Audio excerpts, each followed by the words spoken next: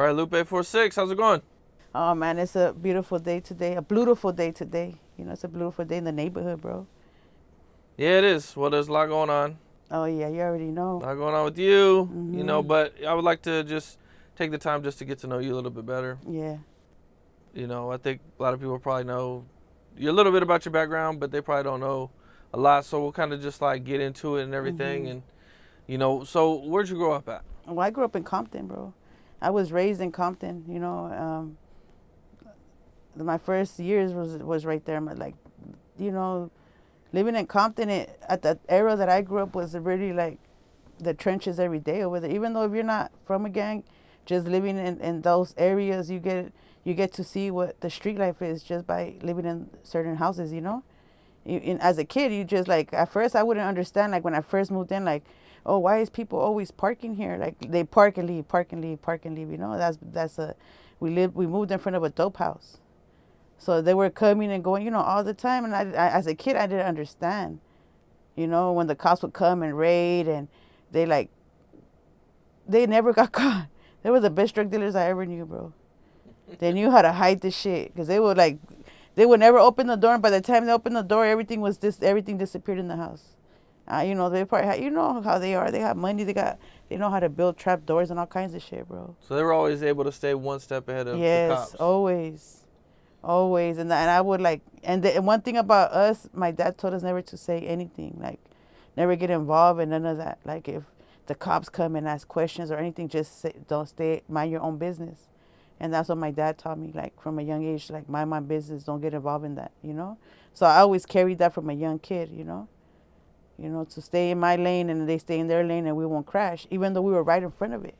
Even though the bullets was coming in our house, we seen everything, bro, and we never, one, we didn't die. Two, we didn't we didn't come out on no paperwork as kids. Even because even kids, they'll ask a kid if you see, they'll ask kids, bro. The detectives don't give a fuck. They just start going in the yard asking questions. And you just gotta stay out of it. Say no, you don't know anything, and that's it, and keep it pushing, bro. So even your guys' house even got hit with some bullets too? Hell yeah! It's cause look, we lived in the corner like this, like in the alley where C-Mac did the friendly fade. That's the alley I grew up in, and like our house was in the corner. Right across the street was the dope house. So the enemies would come up our alley and stop right there, and they would be across the street. So it was like a shootout back and forth.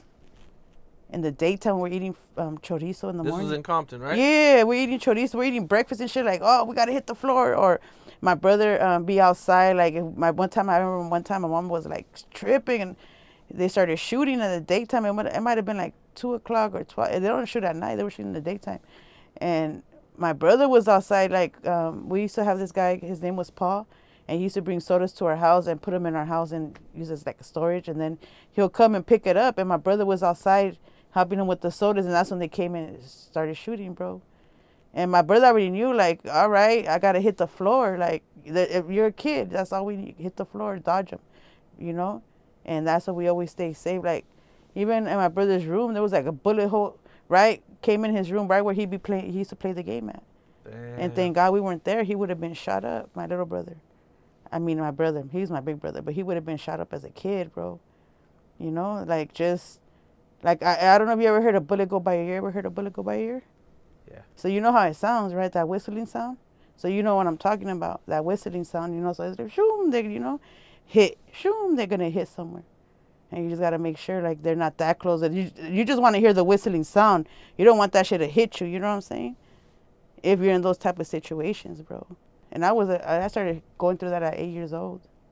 Is that what age you moved to Compton? Well, I moved to Compton at 8 before I stayed in Southgate. Okay. I moved there at 8 because the people before us, the lady killed her son. And that's how we moved in there. My grandma's house, she rented it to some people, and the lady ended up killing her son. And we used to play with that little boy. He was a little boy. He was about like 9 or 10. And that's how we moved in the house.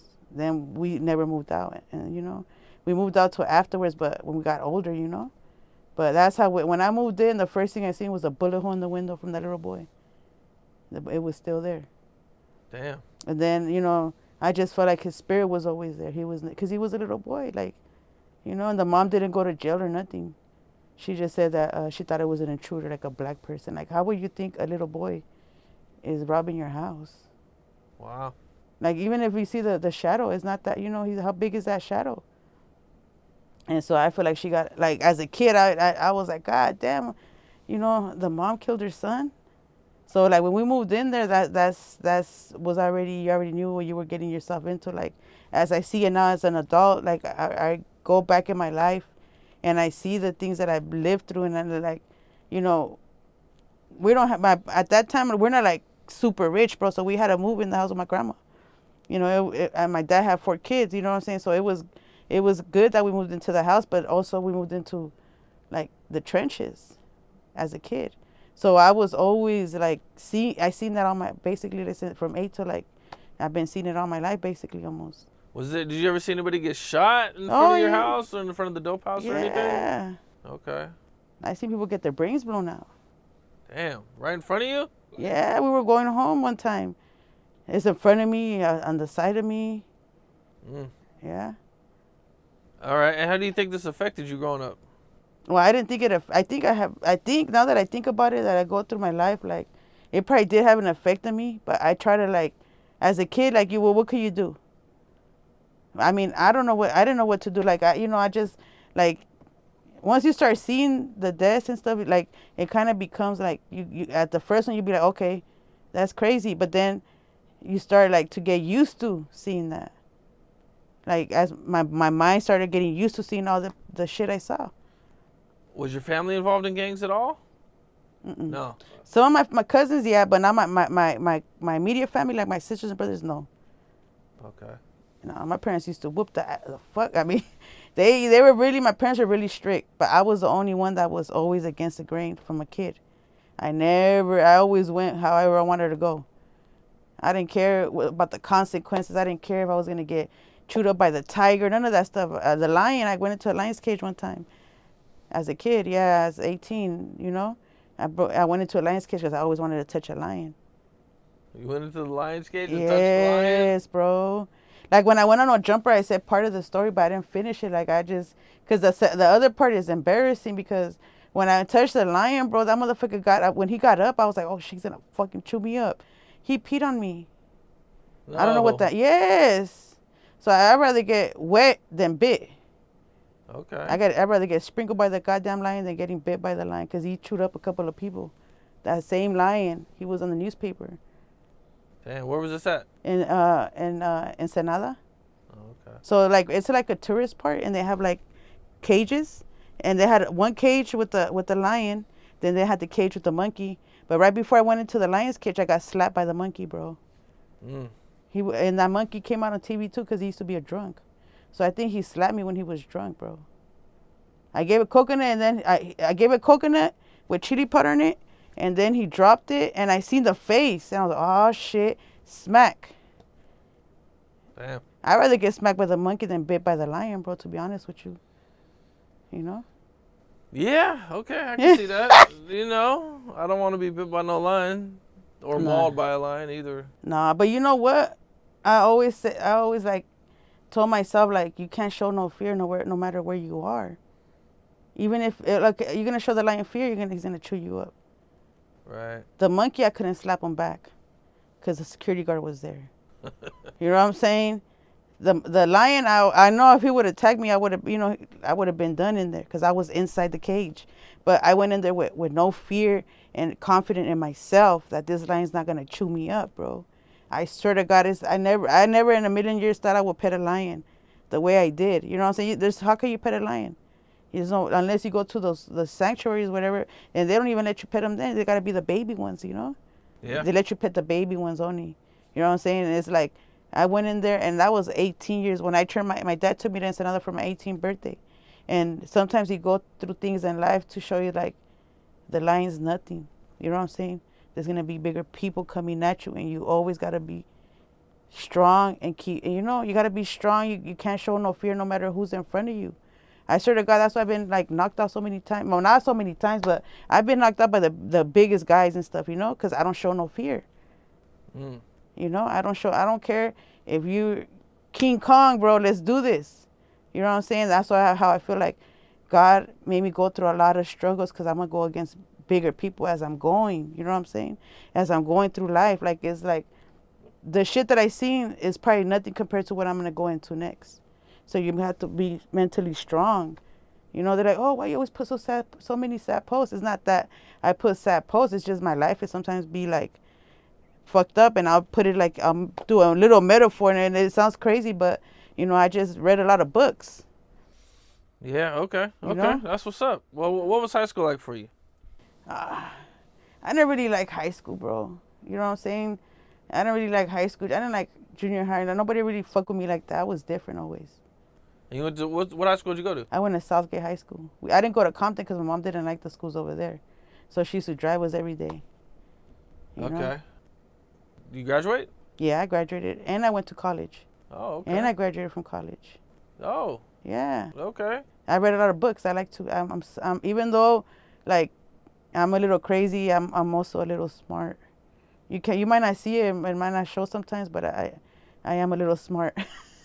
No, that's what's up. That's good You know? shit. You know what I'm saying? Going to college and, Yeah. you know what I'm saying? Getting all that. I mean, yeah. I was going What'd you go to college for? I went to college to be a teacher.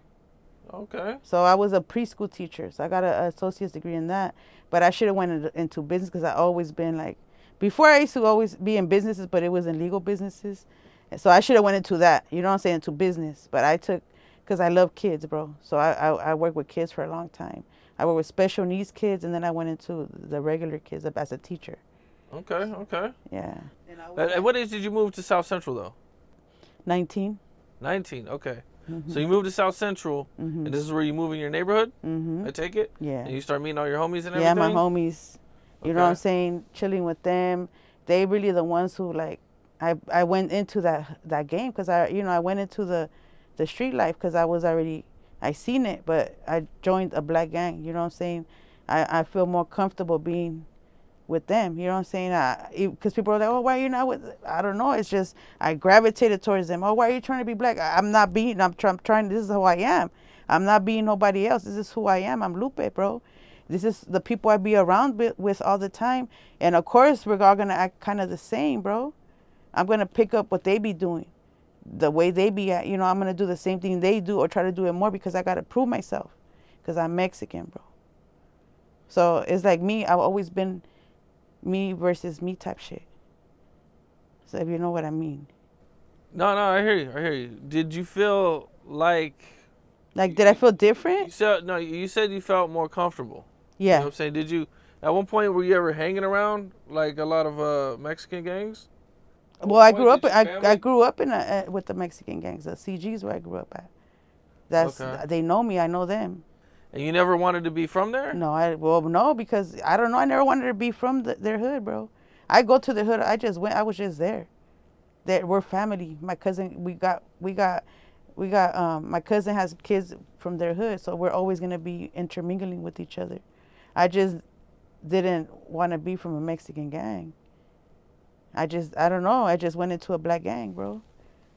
You know? Okay, so you go to your neighborhood and you move there, and you start hanging with the homies and everything. And I know you know your family is, you know, your immediate family anyway is not involved in the streets or involved in gangs. So how did they take it when they found out you were involved? Well, my dad was going in on me, like my dad didn't, like, nonstop the whole time. He still be going in on me, like he doesn't like. My dad kind of accepted it now because he see me going viral with C-Mac, but it wasn't like he wasn't never accepted it ever. You know what I'm saying? But now he accepts it. My mom knows all my homies. My sister, my family knows all my homies, bro. You know what I'm saying? It was my dad who really was the one. Was like, you know, he's like a macho man, like I don't know, like a machista. You know what I'm saying? So like he didn't really accept that, and then he probably didn't accept that I had, you know, in the beginning that I was dating a black guy. You know what I'm saying? But that's all I date. I don't date no other race. I haven't been with no other race. So I haven't been, you know. It's just I feel more comfortable with my folks, bro. It's just I don't even know how to explain it. We're just like family. Like they never treated me different. They never said anything about being Mexican. The only thing that they did do that I noticed that I had an accent. I didn't know I had an accent So I started hanging out with my homies. And they started imitating me. I'm like, I don't talk like that. Yes, you do, bro. I'm like, oh, shit. So they like, then I knew I had an accent. I didn't know. I thought I talked perfect English like a white girl. Then I started hanging out with my homies. I was like, oh, shit. I do sound like that, bro. What's that little rat? The one that be running fast? Speedy Gonzalez. Oh, okay. You know Speedy Gonzalez, that cartoon? I sound like him. But I don't say ande arriba, arriba. But I do sound like him. Now that I think about it. You know, at first I didn't know I had an accent, bro. Do you think I got an accent? Yes. What? Is it strong? I can definitely tell you're Mexican. I can tell you're Mexican. I can tell you that. Bro! Yeah, I'm not, you know, and I'm not embarrassed. I love my Mexican folks. I love my culture, bro. I love everything about us, bro. We're like family oriented. You know, we're about our money. We hustle. We try to be loyal. We try to be a team when we do things as a team. And that's what I'm doing now. Like, I want to be a team. It's not an I, you know, I want to do things as a team, bro. And that's what I'm doing, bro. You know, like that's what I'm bringing in, like my culture with my folks, and we're blending it together, and that's how we're going, and we're gonna go far. You know what I'm saying? Because it's two different cultures combining, and it's different. You know what I'm saying? It's different, and people start seeing that it's different. Two different types of people the people are gonna gravitate towards us. You know what I'm saying? Because they see it's two different types of hustles combining in one. You know what I'm saying? That's what people like. You know, I'm a little funny. I be cracking jokes here and there, you know. When I'm with C-Mac, when I'm with my homies, I'm always cracking jokes. I always been funny. In my house, my dad we grew up getting roasted by my dad every day. Okay. You grew up in a family where, you know, jokes were all the time. All the time. My dad is so fucking funny, bro. Like, I can't even. He's hilarious, you know. So, like, he be saying all kinds of shit. So, I grew up in that type of environment with my dad. That, and always, like, my dad always say, oh, I almost kicked somebody's ass today. Like, every day he'd say the same thing. So, then I was like, okay, that's how you're supposed to be in the streets, too. Like, you're not supposed to let yourself, you know? So, that's how my dad didn't like that I used to fight all the time. But it's like, he doesn't know that he instilled that in me with the way he talked as a kid, as me growing up. Like, you know, my dad's not a punk. You think I'll be a punk? You're probably, if your dad's not a punk, you're probably okay, not so all right. And then he'd be like, oh, why are you fighting? Well, hello, I'm your daughter, bro. You know, I'm your daughter. I'm like, I don't fall too far from his tree. You know, and I grew up just like him. Like, I'm like, out of all my dad's kids, I'm the one that's almost like him. So your dad's kind of wild then too. When he was younger, yeah. Okay. Like with the fighting and all that shit. So how'd you officially become part of the hood? Well, once I went to the hood, it's like I just kind of became part of it. I was doing things to bring. Is there a lot of females from your hood? Not really. Okay. I just became part of it. You know what I'm saying? So do females get jumped in too? Some females get jumped in. Okay. You know what I'm saying? But I didn't have to get jumped in. It was just everything I did. I earned my respect from being from right there. Because it'd be kind of hard for a female to get jumped by a bunch especially of dudes, it's not. Unless there's a bunch of females. Yeah, it wasn't so I didn't get jumped in like that. You know what I'm saying? I just came in. And I've been there for over 20 years. So they can't take the rep I earned. They can't take that from me. I did a lot, you know? And that was a long time ago, bro. When I think they only had like 2 homegirls. Okay. Maybe if at the time. Then they have the older homegirls that from when the hood started. So I fall into that category. A lot of our homegirls from the hood are like me, from the first era. Then it's the other era that start coming in, the younger tiny looks, you know? So none of my homegirls, is like a lot of our homegirls didn't get jumped in. We just, because we always been there and doing, you know, do our hood shit, we became the hood. And this was over 20 years ago, bro. Yeah. Okay. That's a while. Yeah. Yeah, you've been okay. Yeah, that's why I know a lot of people. A lot of I'm in all the sections of 5'5s and 6 souls, all of them. You know what I'm saying? Like you just earn your respect in the hood. Like you could be from a hood and not do shit for your hood. You just get, like you gotta do shit for your hood. Once you become that, you gotta do shit for your hood. If you're a girl or a guy. What do you think the difference is between being a female and a dude? The it's not no difference, to be honest with you. No. Okay. I got some homegirls that's hard. Have you had dudes run up on you because they knew where you were from? Oh, we squabbling. Yeah. I fought with a bunch of guys. Oh wow. Mhm. They didn't give a fuck that you were a chick or nothing. Because you don't know that side of me. The other side of me is different. Like I'll try to fight a giant. I don't care. And that's why I got a lot of respect, because I don't turn down. I don't tuck my tail. We do what we got to do for the hood. We got to do it. Is there any like situations you could talk about that you had with a dude? That squabbling? Yeah. Which one? Let me try to go down the line. Hold on. I know one time the first fight I had with the guy, I was in high school. Over gangs? No, this is the okay. first fight I had in the high school. You know what I'm saying? So that's the first time I got in a fight with the guy. But in the hood, with guys, I got knocked out one time. I fought one of my homies, and I got one of my homies. You know what I'm saying? Then I fought somebody from Sixo, another guy.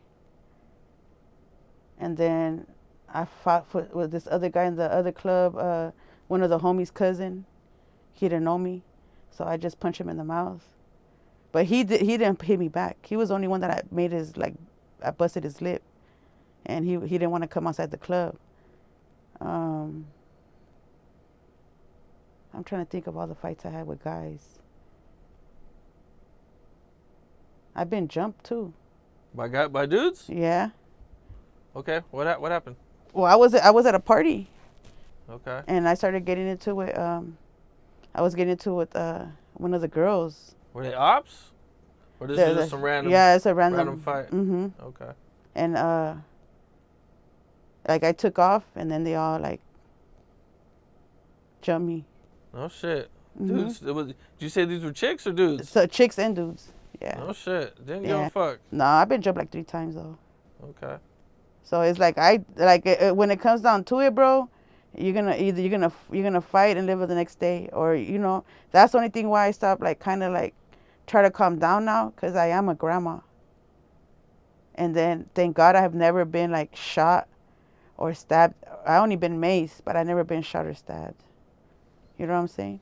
So like I've never been shot or stabbed or nothing like that. That's why I'm kind of like, now they're not fighting no more. This is when I was growing up, younger. You know, when you're in your prime? Yeah. I was in my prime. I'm not in my prime no more. So like if I get into a fight now, I'm going to have to rub Bengay and all kinds of shit on me, bro. Right. Yeah. Yeah, you get older, bruises take a little longer. Yes, like the last fight I got into, like they barely touched my eye, and I'm like, oh, that shit got.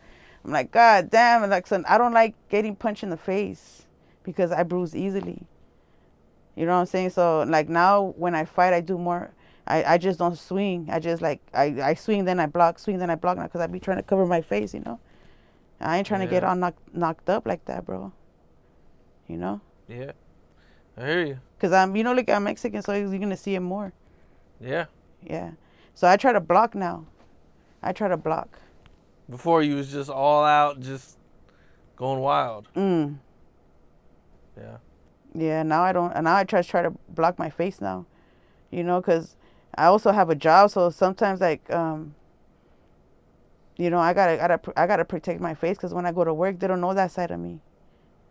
So you got a job, so they don't know. I had a job. Now I'm just doing okay. Ubering. But when I had a job, and I was always I had to protect my face, because they'd be like, "Damn, why does Miss Lupe have a black?" I don't want them to say why. What's wrong with my face, and I'm working. You know what I'm saying? They don't know that side of me. Like I keep business, and the street. Right. So I separate the two. They don't even know that like now they're knowing all my old coworkers and shit. All my old bosses, now they know what I'm really from, where I'm at. Right. They had no idea before. Mm-mm. Wow. Now they do, and I can't go back to work. I don't think I could ever go back to work as a teacher. Probably not. You're probably right. It would be I'd be like, pretty bro, hard. get over here. Bro, get off the table. But I was saying bro, too, to the little boys. Yeah. Yeah, but I'm I love kids, bro. I have a soft spot for kids, like puppies and animals. That's my soft spot is kids. I'm a good teacher. Like, I'm real smart. It's just like, I got caught up in the street life, too. But I also like to work. So I always had a job. I'm always a hustler. I always hustled whatever I had to do. You know what I'm saying? Yeah. No, I hear you. Okay, so, you move, 19, move to South Central, get involved in the streets, Mm-hmm. and, you're going through a lot of different things. You know what I'm Mm-hmm. saying? You went to school, Mm-hmm. and, at some point, you meet Crip Mac. Yeah. Okay, how did all that happen? Well, he slid into my DMs at first. Because he only talks to people that he knows that they're friends with other people. We have the same friends. It's just that when I will hang out, like, I wouldn't see Crip Mac. I will hang out in my hood, and he'll hang out in the other, like, he's from 5-5. So, like, I will hang out with a lot of his homies, and then so he knew I knew HK Tone. So he asked the homie HK Tone, like, he asked about me, like, how is she, I was I was in front of HK Tone shop for a year selling tacos at his dispensary. I had my own business. So he knew, HK Tone knew how I was. He knew I was like, I was solid. I wasn't no buster, and, I handled my business. And that's how I became his driver. So one ride, we did the TikTok, we went viral, and then that's all she wrote. And it was like, I wasn't trying to like use him or nothing like that. I wasn't trying to use connections. It happened out of nowhere, bro. I don't know how it happened, how God brought us together. It just happened out of nowhere. I was just living my own life, doing my thing. I didn't want to be famous. I didn't want to be known. Like, once you get known, like, you can't live a normal life, to be honest. You can't go on live. You can't do nothing. They be screen recording everything you do. They be making up stories, Yeah. Once you do that, like me, and I'm a genuine homegirl. I'm a genuine person. Like, as I started getting to know Crip Mac, we started getting closer as friends. You know what I'm saying? As real friends. So you guys are going viral. Mm-hmm. You guys go viral together for the first time? It's with you? Well, me and him, nah, that's not with me. Oh, okay. I'm talking about when we did that that TikTok, we went viral. Okay. Was that you guys dancing? Yeah. Okay. With my grandson. Okay. Yeah, so. And you guys go viral. Mm-hmm. And now Crip Mac is starting to get more popular on YouTube or That's what TikTok? on TikTok, because he didn't have a TikTok. Okay. So I started doing the TikTok. I started showing all our videos on TikTok. And Okay. then I started showing our videos on Instagram. Yeah. Okay, And then, so you started putting everything on Instagram. Mm-hmm. Okay. Did he have a YouTube channel? He at did, the time? but YouTube is, everybody's on their phones on IG and TikTok. The apps. The people be on YouTube, but they don't be at as much as like the other apps. I'm looking at the numbers. You know what I'm saying? You get more numbers on the other apps if you look at it. Like it could be like one. I remember I put one of our TikToks that hit over 1 million. My first TikTok before it got deleted. Yeah. So and he's not like, if you check on his YouTube, he's not getting 1 million views. And on Instagram, he's not getting 1 million views. Oh, on Instagram, I got a reel that's almost 4 million with C-Mac. Views. I got a couple that are 3 million in my Instagram from C-Mac. So the reels, like, I believe it's the reels and the TikTok that will make you go more than just doing YouTube. You got to do all that. You got to do all the apps that is popping right now. Facebook is kind of dying down, but you can still use it, Yeah, Facebook's still kind of there a little bit. Mm-hmm. Okay, so what was the journey like coming up together? Well, I just was trying to help the home. And what was your role? I was his driver. That's it? Just But the driver? no, but then I'll do like his, like the TikToks. Then I'll do the video footage, the content. Okay. I was recording everything we were doing. because we were funny together. So I started recording us and doing the videos and getting all the content that he did behind the scenes and asking him questions, having him dance, do the Western wiggle, stuff like that. Did you know him before he got the tattoo? Mm-mm. Okay. I knew of him, but I didn't know him. I knew all his homies, his older homies. They all know me. I used to live in the 50s. Yeah, so like he just wasn't around like when I was around. We just would miss each other. But we would hang with the same people, bro. Okay. You know? So, as like everybody, I really genuinely cared about the homie. I wasn't trying to come up. I didn't know I was going to come up. I didn't know that I was going to be where I'm at right now. You know? I did not know that. I did not know. Like, if you look at my followers now, I'm like at 23K, right? On my Instagram. And when I started with CMAC, I only had like 1,200. So the rest are like people that I don't know, or fans, or people typing in with me, bro. You know? And I guess I got fans too, but like everybody tells me, you're famous. I don't feel, I'm viral, but I don't feel like I'm famous like that. You think so? You're pretty well known. He put you in quite a bit of videos, give you a lot of shout outs. Yeah. Yeah, I mean, even in interviews that I did with Crip, he'd be like, Lupe. Oh, yeah. I just don't feel like I am like that. I just feel like and that's one thing that I got to put in my mind. Like, I can't like be doing, like, I be going on live and stuff, and a lot of shit be going on YouTube. A lot of my lives, and it wasn't even supposed to go on YouTube. Right. So like now I gotta watch myself. I gotta watch what people say. Like, I've been arguing with the vloggers that be twisting up the stories. I've been arguing with them, so I stopped doing that because then they screenshot and put the argument, because I'll drill them. And then I was like, they told me, stop arguing with these people. They're trolls. And I'm like, I'm not used to this shit. I'm not used to. Like, if somebody throws a shot, I'm going to give you 10 shots. You know what I'm saying? You throw one at me, I'm going to give you 10. 46 shots. You know what I'm saying? Don't do it. Don't do it. And then my homie told me to stop doing that. And I'm blocking people. I just block them now. I don't argue back with them, bro. And then you look into their, like, if you click onto the trolls, like, they have no followers. They're just trolling other people. Okay. Like, I know you get a lot more trolls than I do, because you're way more famous. I get some trolls, man. How do you deal with that? It doesn't. I'm focused on winning. You know what I'm saying? So if it's a troll, or if it's someone talking shit, bro, it's like, if it ain't gonna help me win, then I'm not even gonna give it too much. You know what I'm saying? Like, I get it. It's the internet. You know what I'm saying? It's not real life. And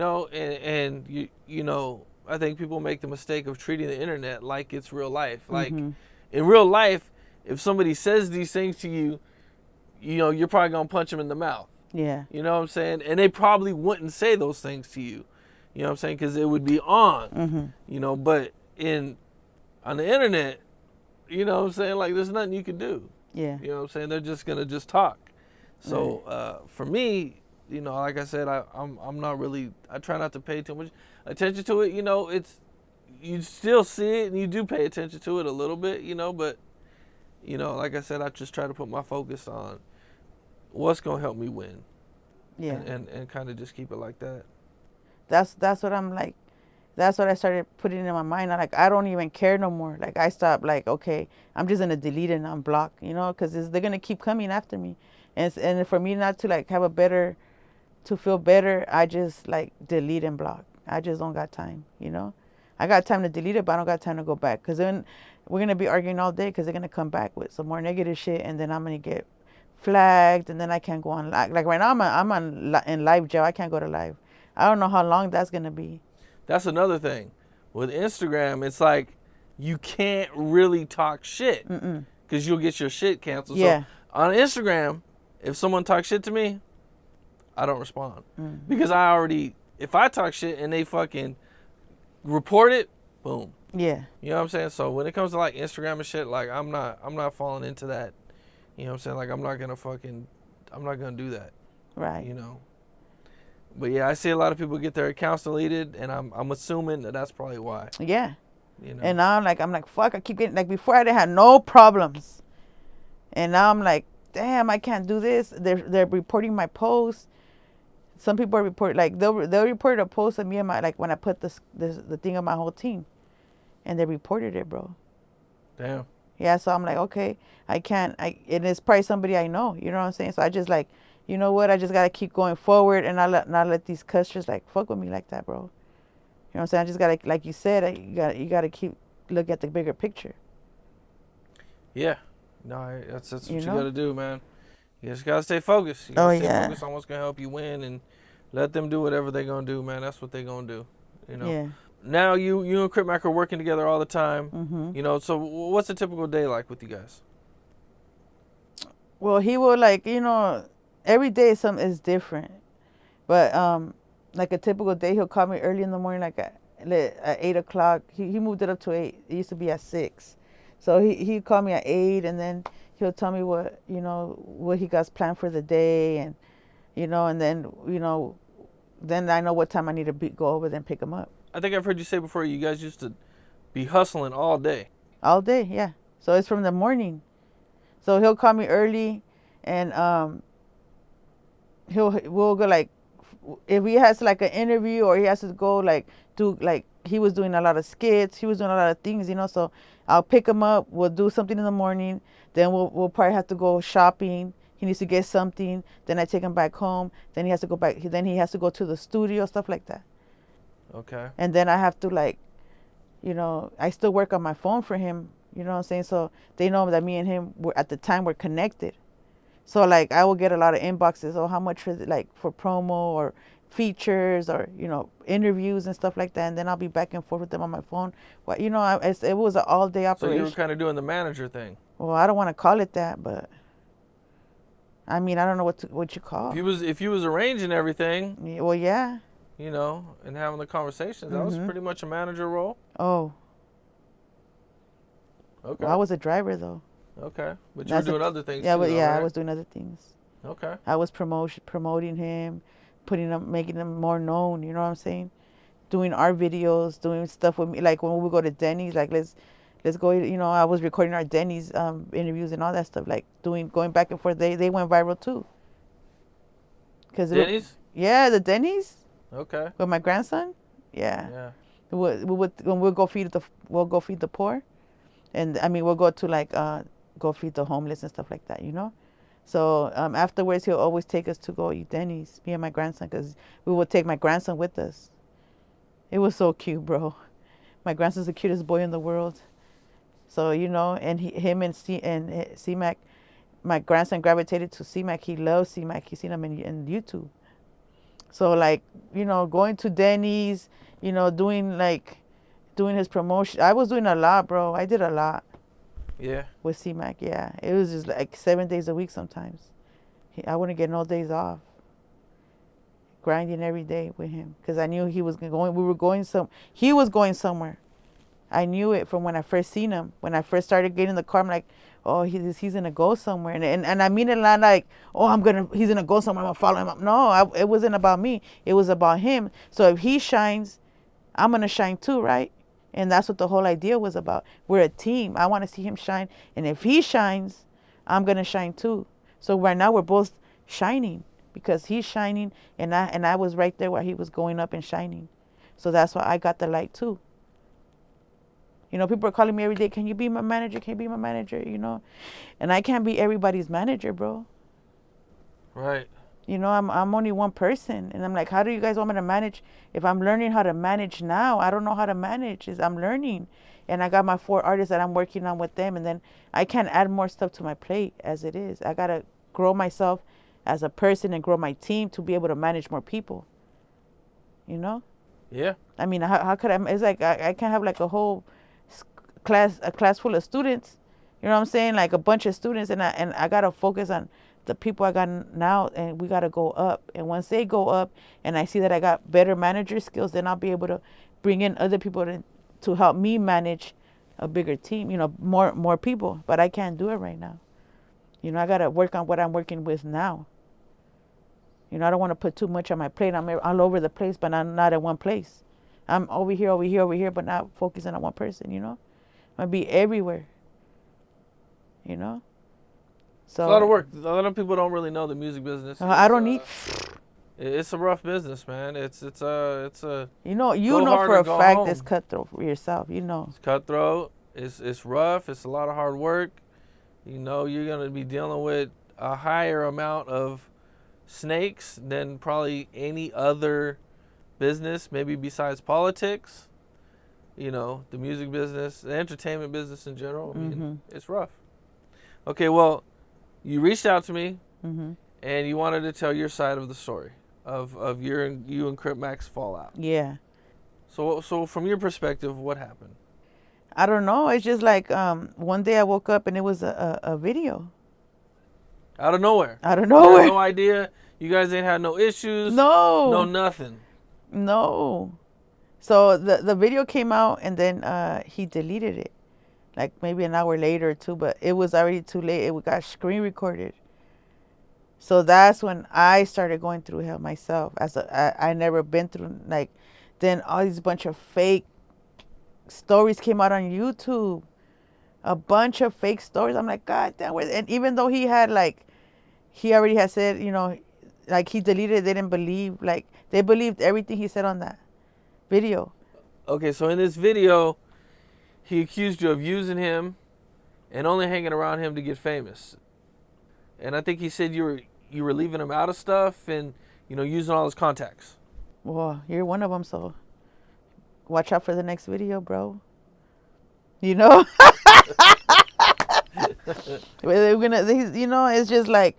So what did you respond to that when he accused you of those things? Well, at first I was mad. I was like, oh no, he didn't. Like, why would he say those things? I was so hurt. Like, I was hurt.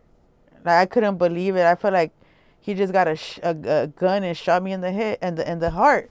Like, God damn. Like, I didn't think he would do anything like that to that capacity for, because he got a lot of people following him. They're gonna believe everything he says, and I'm like, damn. Like, I mean, we've been grinding hard 7 days a week. Why would he think that I'm using him, you know?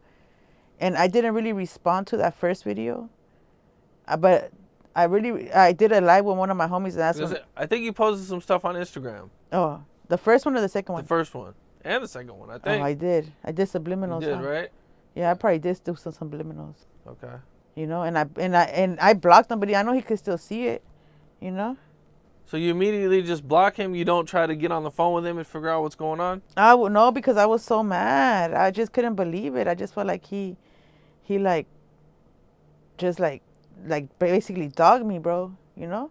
Okay, now you were still his driver at this time, or were you? No, I wasn't his driver no more. You weren't his driver. So he has like his own thing going on. So when we did the no jumper, right?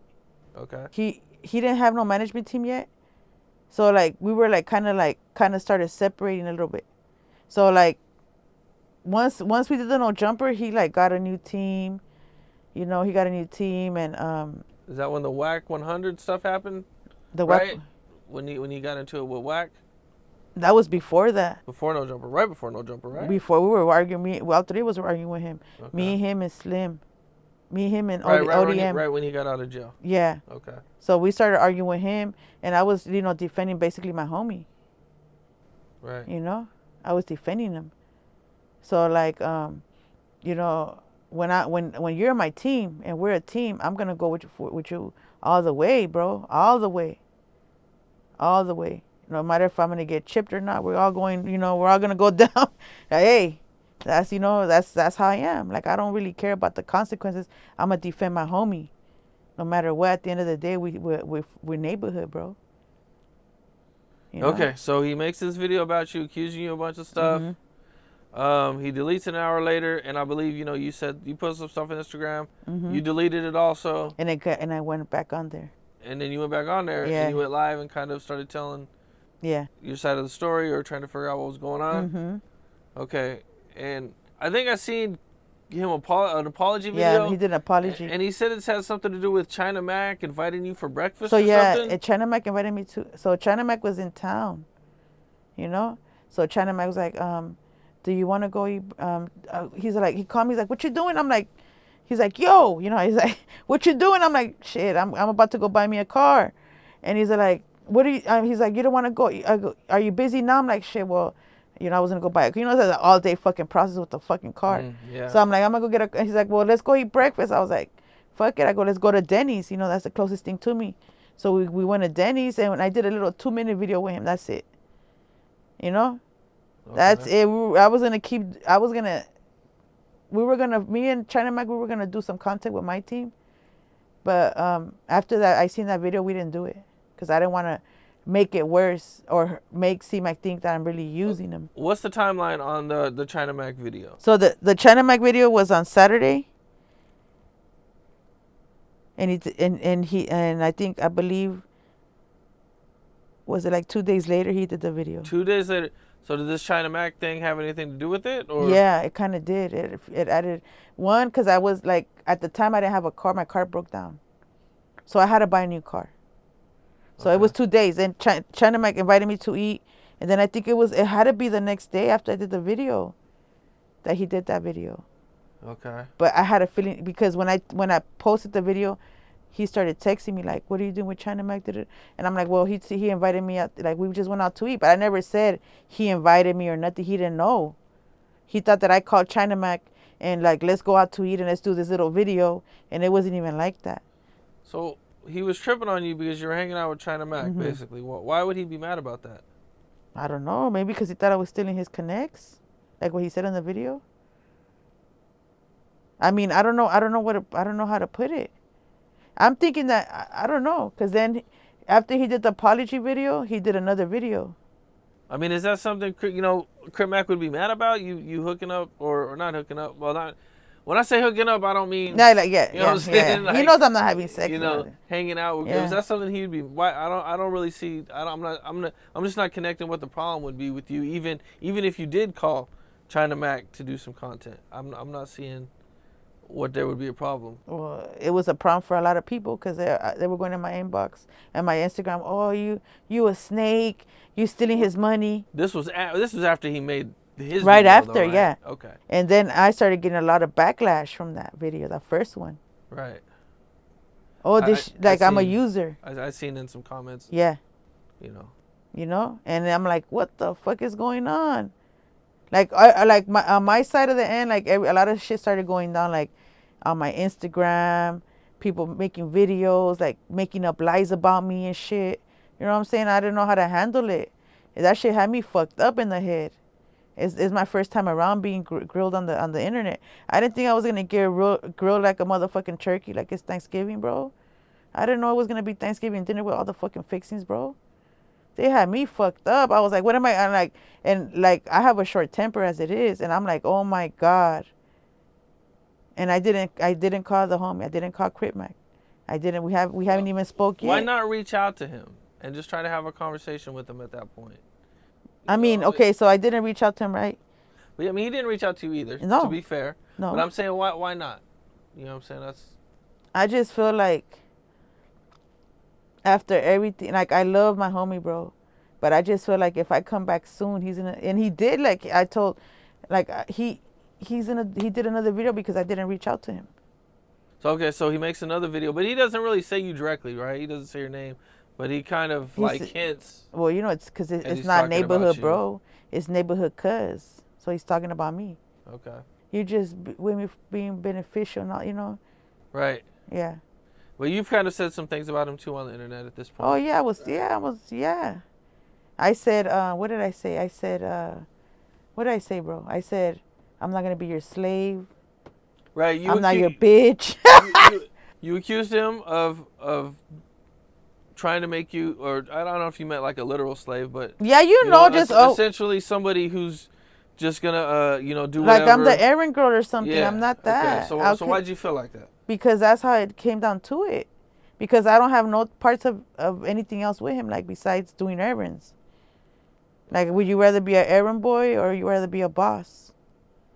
You're gonna go towards the boss where you see the increments. Like he told me, get your increments, apply yourself.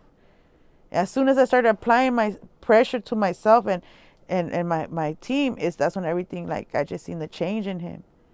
Like I think he misses me. but doesn't know how to say it. So he's like, I think, because all he knows is the internet. He tries to reach out to me because he knows I'm gonna watch the YouTube. He knows I'm gonna watch it, so I think that's a way of him trying to reach out to me, but it's not a right way either. Like we're supposed to be we're a duo team. Like everybody says, oh, you're the dynamic duo. You're this team. You're that. You know, me and him together. Like he doesn't. I believe that he doesn't see how powerful our connection is towards the people. You know what I'm saying? Like us together make people laugh. It's a real friendship, and he don't see it was from my end. It was a real genuine friendship.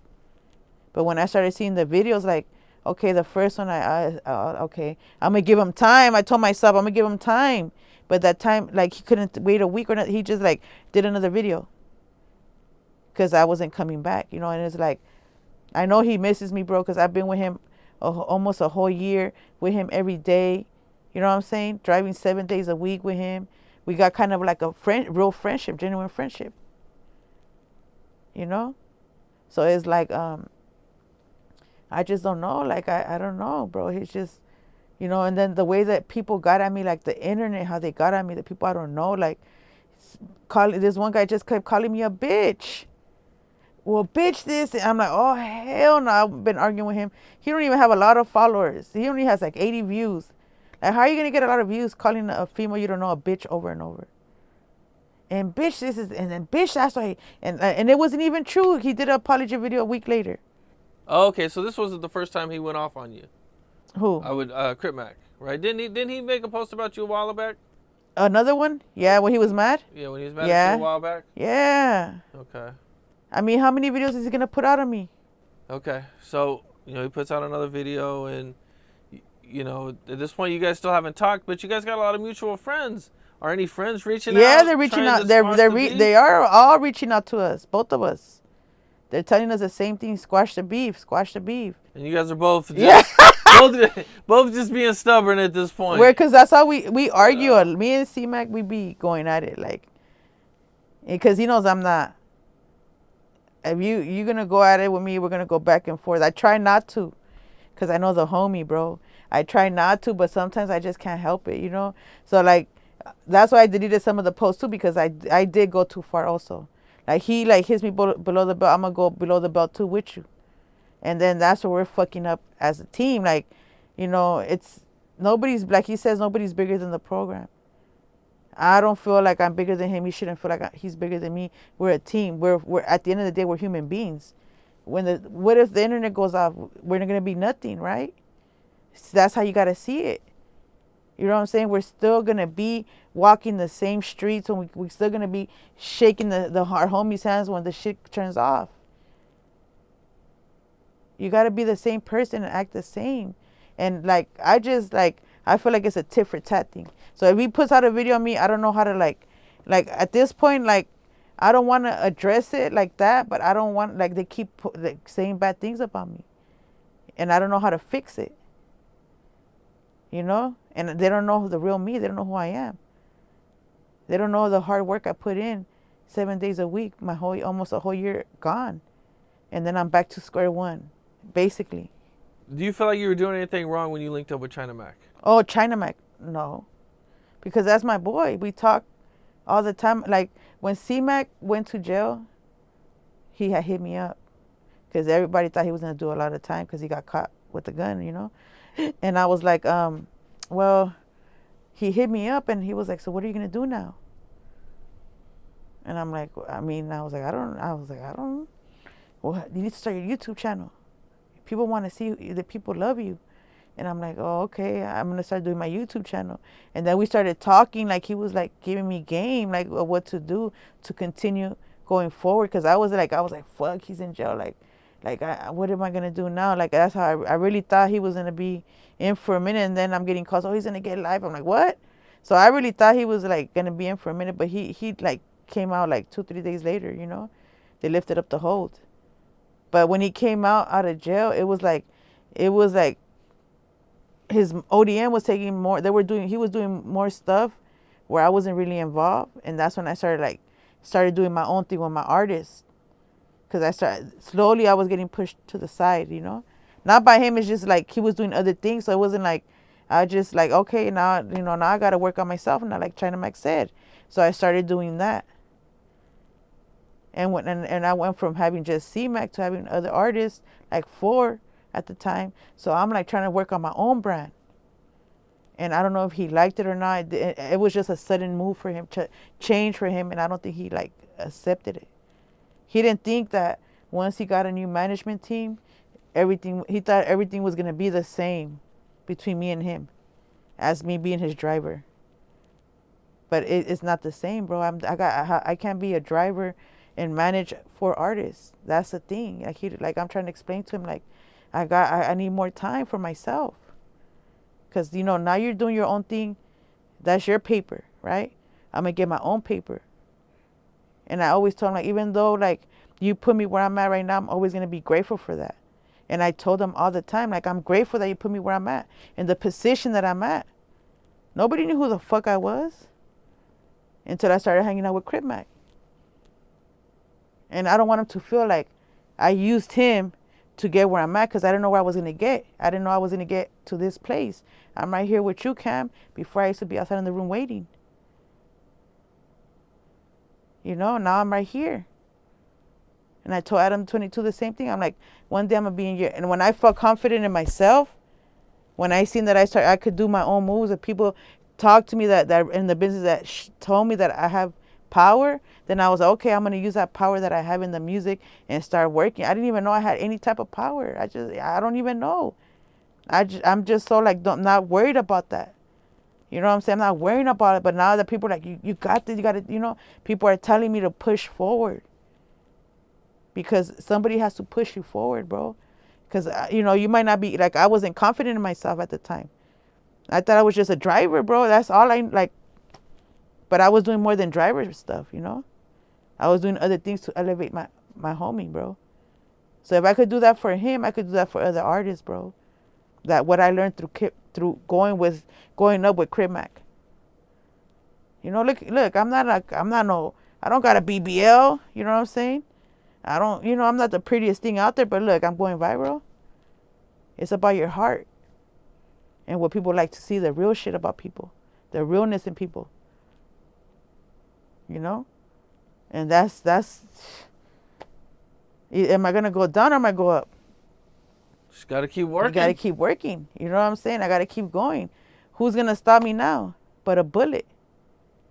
You know what I'm saying? That's the only thing that could stop me now. And if it hasn't stopped me since all these years, like, I just gotta keep going forward. Well, how do you guys fix this? Or can it not be fixed? I believe it could be fixed.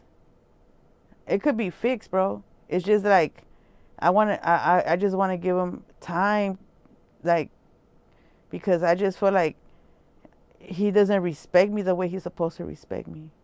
Because if he really respected me, he wouldn't be making no type of videos of me. Like, why you don't make videos of everybody else that you deal with? You only making videos of me? And the other, like, oh, he made a, I just feel like I don't, like, it could be fixed, but it's not going to be I'm not going to be so involved with C-Mac, bro, like that. I can't be there all the time like I used to be, and he don't understand that. I think that's what it is. He wants it to still be, he doesn't want nothing to change, but everything changes. Like, you're growing, C-Mac. I'm not always going to be your driver. Shit's going to change. You're getting bigger projects. I can't, like I told him, you need a manager, a real manager. I was telling him the whole time, a good manager to get you to the next level. I got you to a certain level. You need a manager that's already in the industry that has connections, real connections to get you in there. And that's what he's doing. So now he's doing that. It's not going to be the same with me, because I'm not your manager. You got your own team. I'm a manager now, and now I'm starting to network. Looking at these venues, see if we could get in there, get my artists in there, go up, do podcasts with my artists, get them known, because I kind of want to take the light off of me and push it towards my artists, bro. What I'm doing, that I want, what I see, the vision that I see.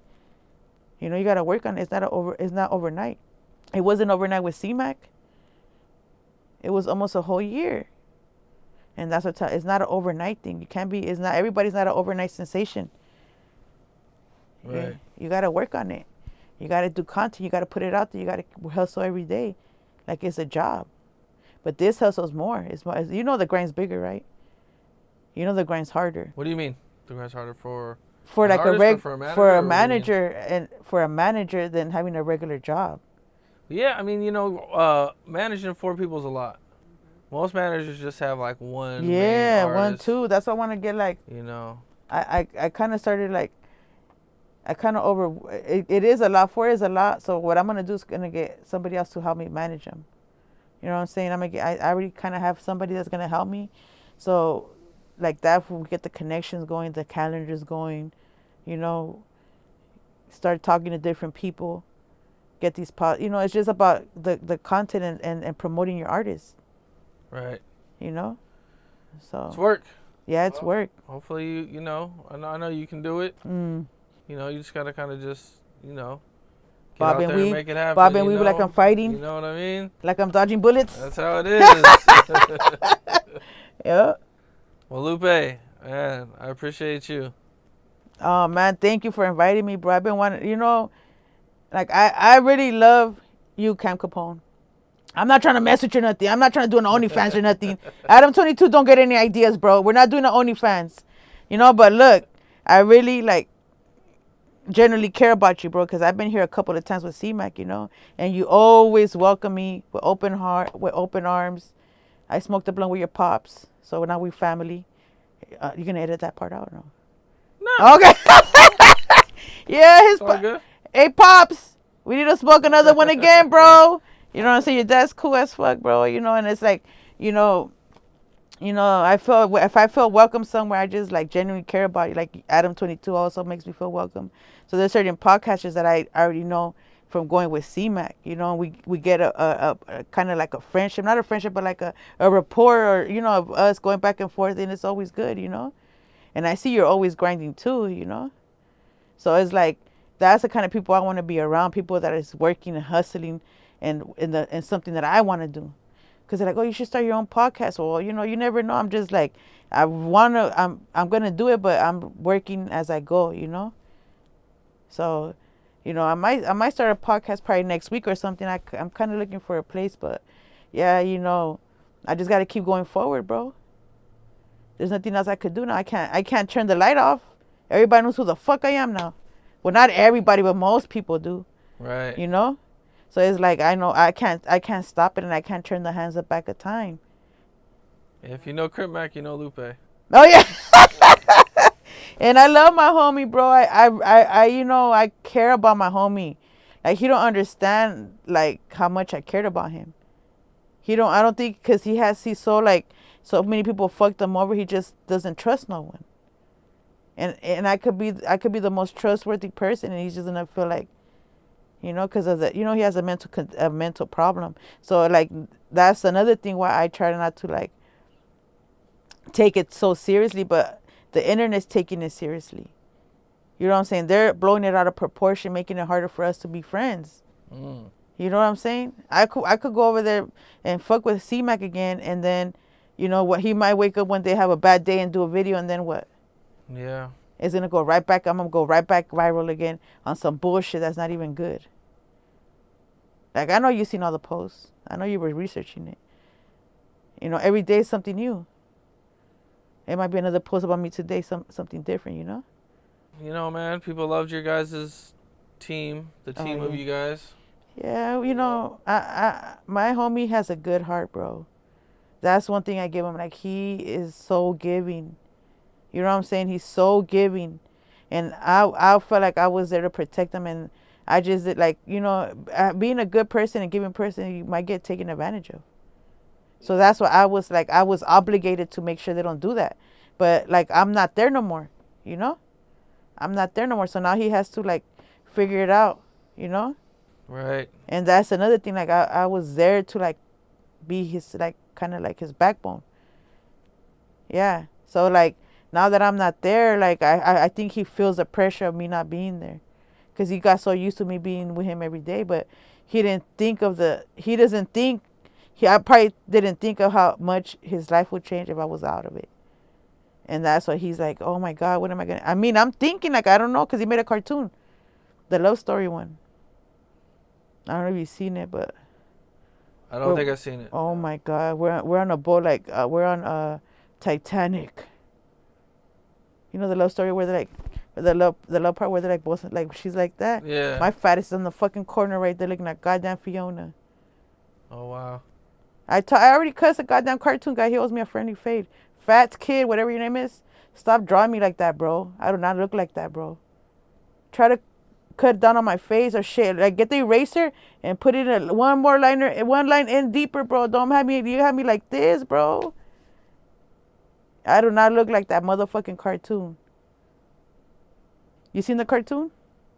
You seen any of the cartoons? I seen one. I don't remember which one, though. And what do you think? I honestly... Does that cartoon look like me? I think it was just a cartoon that it didn't really look like...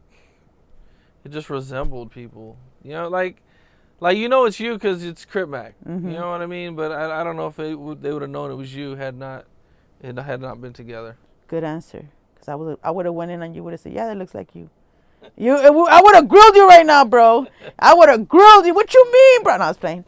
I can't stand that. You know, but it's funny for my homies love that cartoon, though. It's funny. So, you know, at first, they're all telling each other, did you guys see the new cartoon? Like, stop promoting that shit. But, you know, that's our homie, too. You know, we're all homies. But, you know, they just think that shit is funny as fuck, you know? Yeah, they probably aren't intentionally drawing you.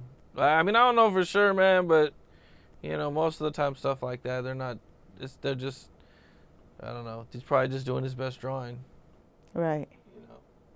Oh, yeah. I already grilled him. He said he's going to try to draw me better next time. There you go. So I guess there's going to be another cartoon of me coming soon. I don't know what it's going to be.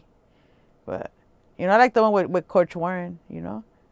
But, like, right now, like, what I'm working on, like, just before we leave, I'm going to say what I'm working on right now is, like, I got a brand called Time Serve, you know, and I got Killa, Tiny Gun, Key Madonna, and Crip Jesus. And they're all, like, kind of doing their own. They're not working together. They all have their own mixtapes coming out, you know. So I know Key Madonna is coming out with Sex Cells 2.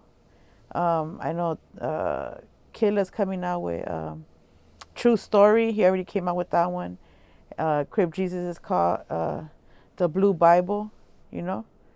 Like, all of them are like, Tiny Gun is doing different music. He's doing music with the Risk Takers. So, like, you know, it's like, it's a lot that I have to deal with on my plate, you know?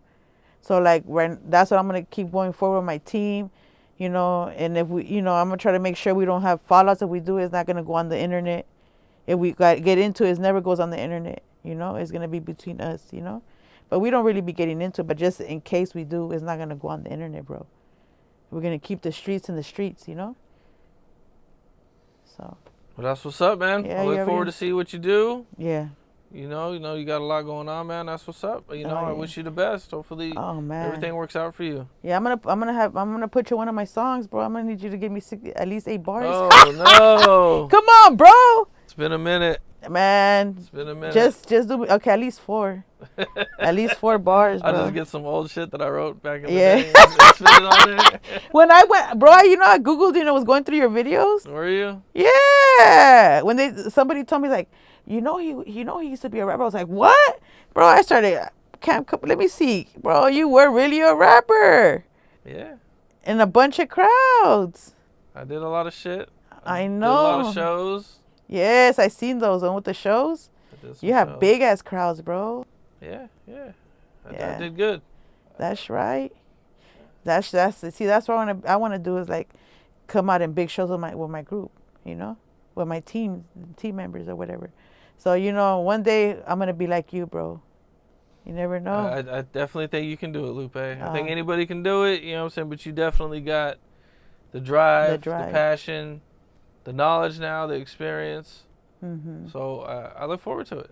Yeah. You know, and I appreciate you coming in. All right, thank you. All right, Lupe. Neighborhood, bro. You already know. Definitely.